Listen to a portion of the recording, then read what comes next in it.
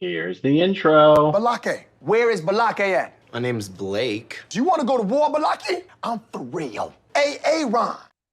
Hey, Aaron is here for just a real quick one, guys, because Mark and Claire, known as Claire Bear and Cracker Liquor, will be going live in about 19 minutes over on Mark's channel, Blown for Good. But I did say I would do this video or something about this in my live stream yesterday. And unlike Scientology, I do actually try to keep my promises.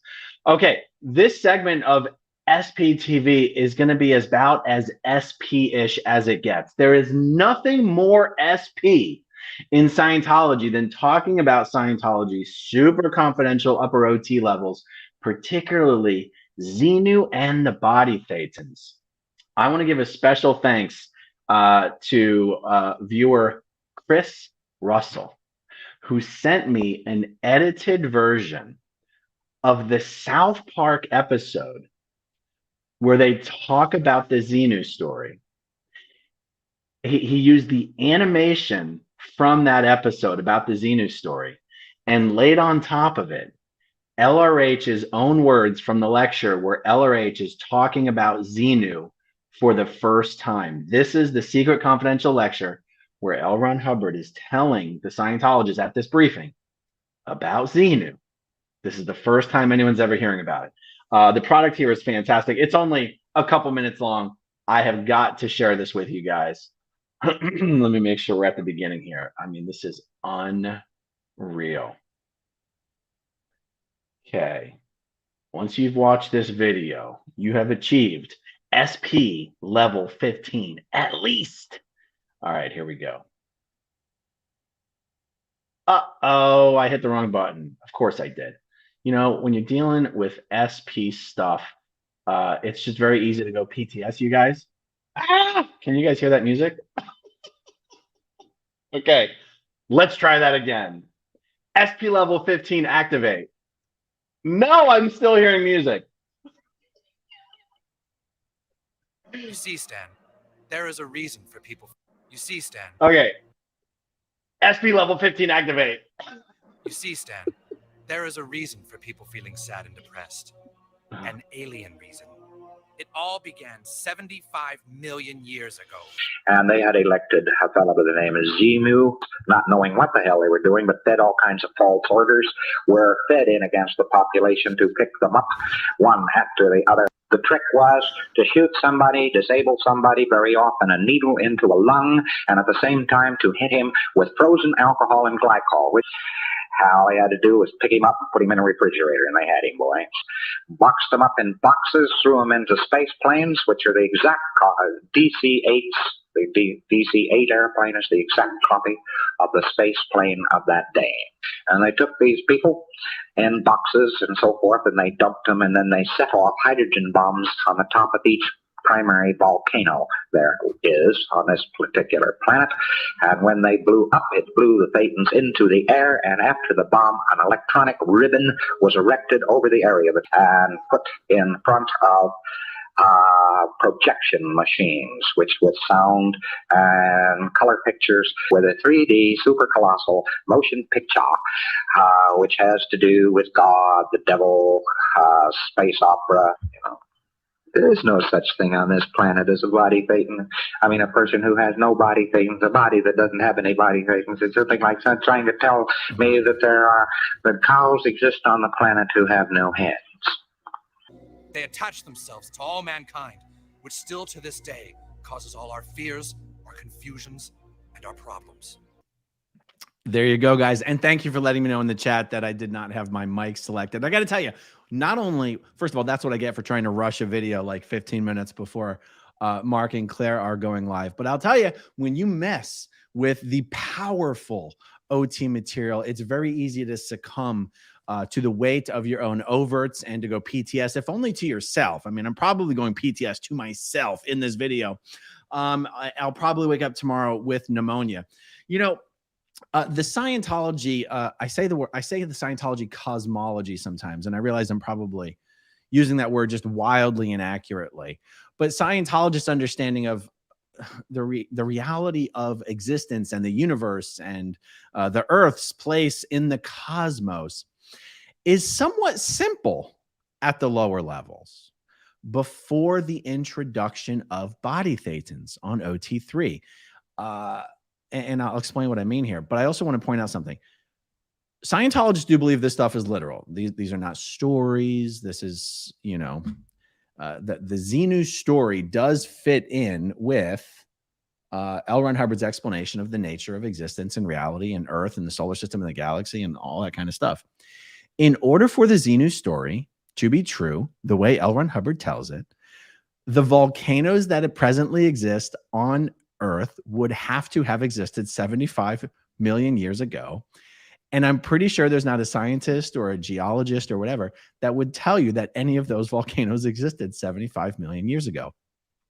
Things like this are part of why Scientologists are not allowed to talk to each other about the OT levels, even after they've done the OT levels.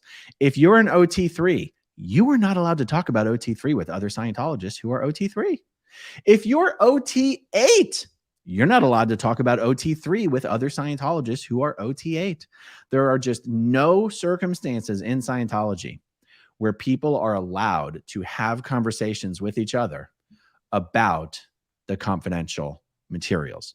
Okay, so when I said the cosmology kind of makes sense before you introduce the body things, before you learn about the body thetans, it's sort of easy to go, oh, we're all thetans, we're all spirits, and spirits are everywhere, and they always have been, and they're sort of infinite, and you know, they're separate from and senior to the physical universe, and so you don't really have to spend a whole lot of time thinking about where they came from or anything like that.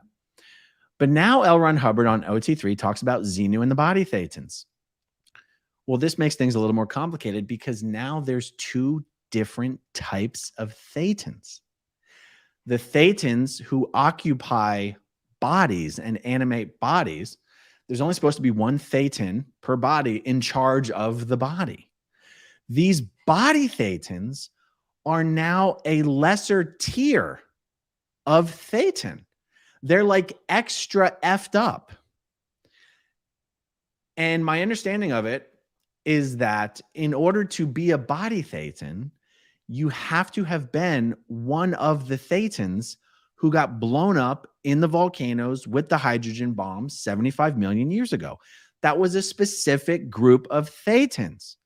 Now, don't think too hard about the fact of like, well, if Xenu was just going to blow up the thetans, I don't know, why did he transport all of the bodies? Because in this quote, L. Ron Hubbard says they froze the bodies with alcohol and glycol and needle in the lung and whatever, and put the bodies in boxes and stacked the boxes on the volcanoes. So he was definitely talking about them physically dealing with all the bodies. Okay. Then how did all of us normal non-BT thetans get here? If the BTs had to get here by transporting bodies to Earth, where did all the non-BT thetans come from? Now, look, there aren't answers to these questions in Scientology. It's not, I'm sort of asking, there are not answers to these questions in Scientology. But it sure would make for some interesting, like Scientologist fan fiction, kind of like filling in the gaps of all of the gaps that L. Ron Hubbard created in his Scientology cosmology by creating these confidential levels that nobody's allowed to talk about. You know, nobody's allowed to try to make sense of it. There's no OT3 Bible study. There's no Xenu and the body thetan Bible study where kids get to ask their questions and adults get to make up answers to make the kids happy. None of that's going on in Scientology. Anyway, I'm getting a little bit off into the weeds. I just wanted to show you this fantastic compilation.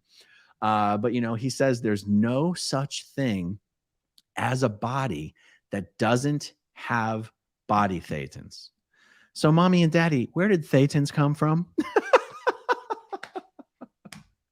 That's what I'm saying. Before you talk about BTs, a Scientologist would never ask, where did thetans come from? Because that's sort of answered in Scientology in the factors.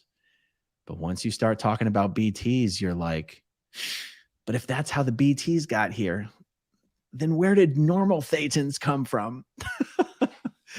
Anyway, maybe some people out there want to put together some Scientologist fan fiction for Where did the Thetans come from? All right, everybody. That's all I'm doing today. Mark and Claire are going to be going live in 9 minutes. My timing on this, I didn't know how long this was going to take, so I don't have any sort of a redirect program to their video. But anyway, that's all I got, guys. Thank you guys for hanging in there with me. Thanks everybody who watches until the very end, and I'll talk to you soon. Okay, if you want to see my rock and roll songs, click right on this guitar. And if you want to see a different one of my videos,